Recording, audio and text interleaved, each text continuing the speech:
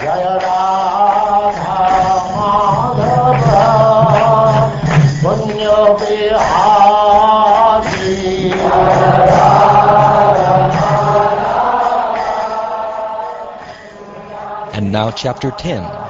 Lord Shiva and Uma glorify Markandeya Rishi.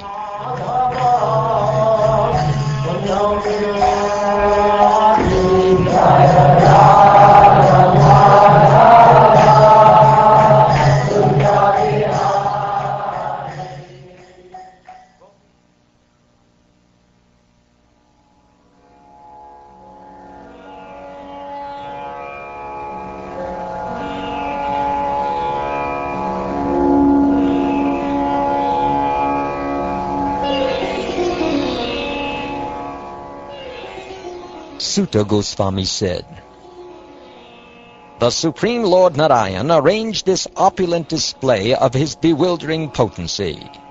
Markandeya Rishi, having experienced it, took shelter of the Lord.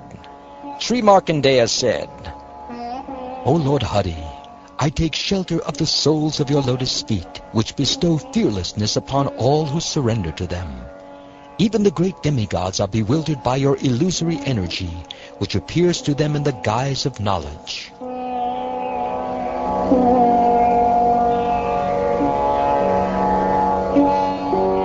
Lord Rudra, traveling in the sky on his bull and accompanied by his consort Rudrani, as well as his personal associates, observed Markandeya in trance. Goddess Uma, seeing the sage, addressed Lord Girisha. "My lord, just see this learned Brahmin, his body, mind, and senses motionless in trance. He is as calm as the waters of the ocean when the wind has ceased and the fish remains still.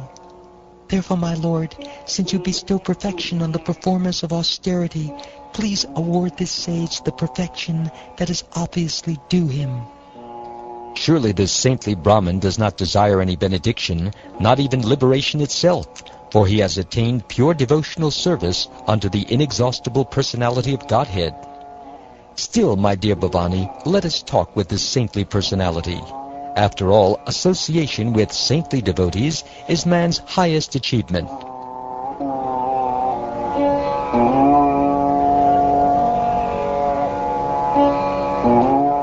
Having spoken thus, Lord Shankara, the shelter of pure souls, master of all spiritual sciences, and controller of all embodied living beings, approached the sage.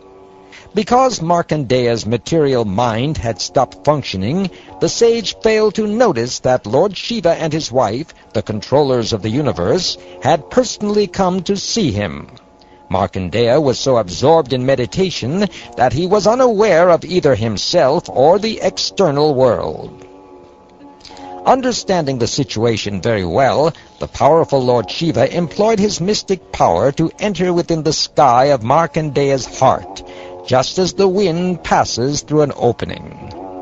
Sri Markandeya saw Lord Shiva suddenly appear within his heart.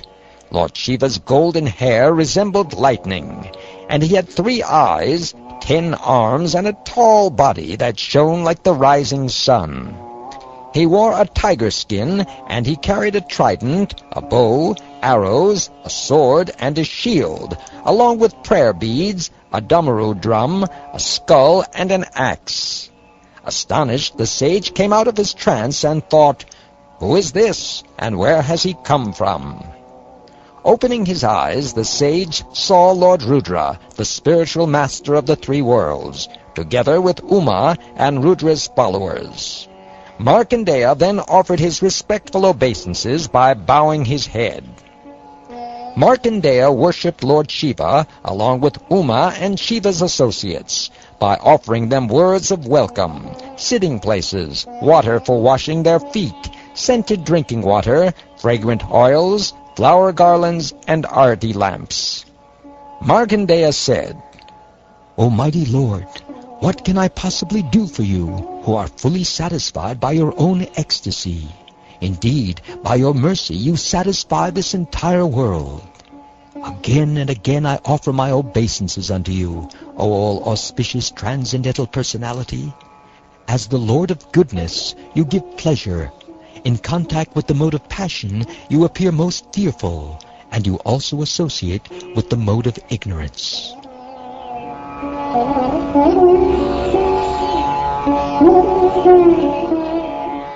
Lord Shiva, the foremost demigod and the shelter of the saintly devotees, was satisfied by Markandeya's praise. Pleased, he smiled and addressed the sage. He said, "Please ask me for some benediction, since among all givers of benedictions, we three, Brahma, Vishnu, and I, are the best. Seeing us never goes in vain, because simply by seeing us, a mortal achieves immortality. The inhabitants and ruling demigods of all planets, along with Lord Brahma, the Supreme Lord Hari, and I, glorify, worship, and assist those Brahmins who are saintly, always peaceful, free of material attachment, compassionate to all living beings, purely devoted to us, devoid of hatred, and endowed with equal vision. These devotees do not differentiate between Lord Vishnu, Lord Brahma, and me, nor do they differentiate between themselves and other living beings. Therefore, because you are this kind of saintly devotee, we worship you. Mere bodies of water do not constitute holy places, nor are lifeless statues of the demigods actual worshipable deities. Because external vision fails to appreciate the higher essence of the holy rivers and the demigods, these purify only after a considerable time. But devotees like you purify immediately, just by being seen. By meditating upon the Supreme Soul, performing austerities, engaging in Vedic study, and following regulative principles, the Brahmins sustain within themselves the three Vedas, which are non-different from Lord Vishnu, Lord Brahma, and me. Therefore I offer my obeisances unto the Brahmins. Even the worst sinners and social outcasts are purified just by hearing about or seeing personalities like you. Imagine then how purified they become by directly speaking with you.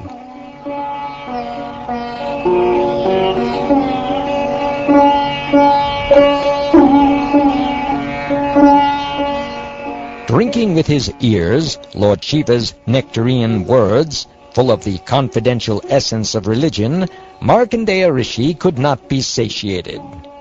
Markandeya, having been forced by Lord Vishnu's illusory energy to wander about for a long time in the water of disillusion, had become extremely exhausted. But Lord Shiva's words of nectar vanquished his accumulated suffering. Thus he addressed Lord Shiva. He said, "It is indeed most difficult for embodied souls to understand the pastimes of the universal controllers, for such lords bow down to and offer praise to the very living beings they rule. Generally, it is to induce embodied souls to accept religious principles that the authorized teachers of religion exhibit ideal behavior while encouraging and praising the proper behavior of others. This apparent humility is simply a show of mercy. Such behavior of the Supreme Lord and his personal associates, which the Lord effects by his own bewildering potency, does not spoil his power any more than a magician's powers are diminished by his exhibition of tricks. I offer my obeisances to that Supreme Personality of Godhead, who has created this entire universe simply by his desire, and then entered into it as the Supersoul. By making the modes of nature act, he seems to be the direct creator of this world, just as a dreamer seems to be acting within his dream.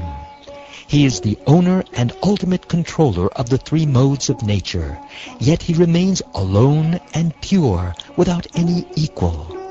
He is the supreme spiritual master of all, the original personal form of the absolute truth. O all-pervading Lord, since I have received the benediction of seeing you, what other benediction can I ask for? Simply by seeing you, a person fulfills all his desires and can achieve anything imaginable. But I do request one benediction from you, who are full of all perfection and able to shower down the fulfillment of all desires. I ask to have unfailing devotion for the Supreme Personality of Godhead and for his dedicated devotees, especially you.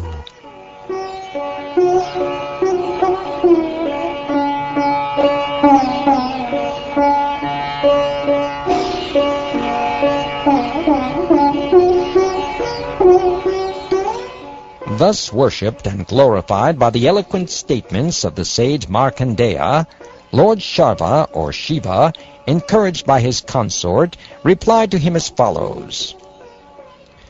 O great sage, because you are devoted to Lord Adhokshaja, all your desires will be fulfilled. Until the very end of this creation cycle, you will enjoy pious fame and freedom from old age and death. O Brahman, may you have perfect knowledge of past, present, and future, along with transcendental realization of the Supreme, enriched by renunciation. You have the brilliance of an ideal Brahman, and thus may you achieve the post of spiritual master of the Puranas.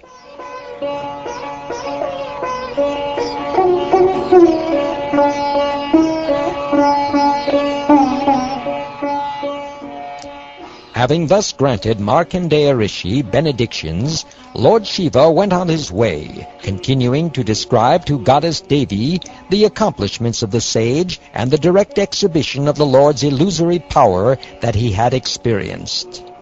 Markandeya Rishi, the best of the descendants of Bhrigu, is glorious because of his achievement of perfection in mystic yoga. Even today he travels about this world, fully absorbed in unalloyed devotion for the Supreme Personality of Godhead. I have thus narrated to you the activities of the highly intelligent sage Markandeya, especially how he experienced the amazing power of the Supreme Lord's illusory energy. Although this event was unique and unprecedented, some unintelligent persons compare it to the cycle of illusory material existence the Supreme Lord has created for the conditioned souls, an endless cycle that has been continuing since time immemorial. O best of the Bhrigus, this account concerning Markandeya Rishi conveys the transcendental potency of the Supreme Lord.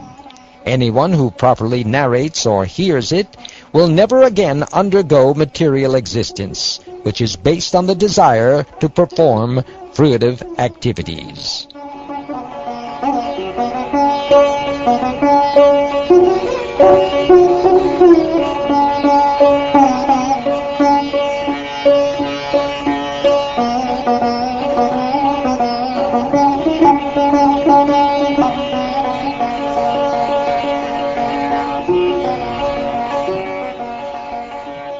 Thus ends the 10th chapter of the 12th canto of the Srimad Bhagavatam, entitled, Lord Shiva and Uma Glorify Markandeya Rishi.